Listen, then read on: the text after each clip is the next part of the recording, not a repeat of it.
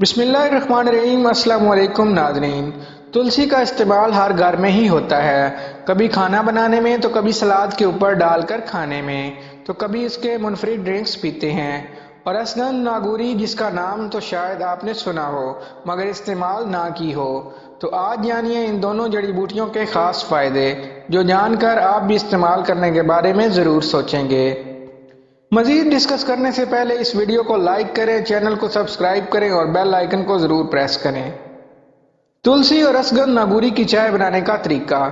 اسگن ناگوری کا 1 انچ کا ٹکڑا لیں اور اس کو اچھی طرح صاف کر لیں۔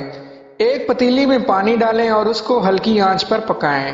جیسے ہی پانی گرم ہونے لگے، اس میں تلسی کے 2 سے 4 پتے اور اسگن ناگوری ڈال کر اچھی طرح پکائیں۔ جوش آنے پر اس کو چھان لیں اور اس میں لیموں شامل کر لیں۔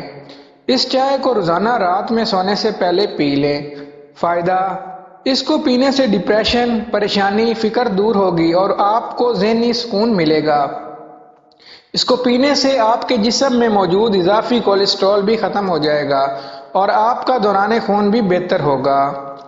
جوڑوں کے درد میں تلسی اور اسگن ناگوری دونوں بہت مفید سمجھے جاتے ہیں۔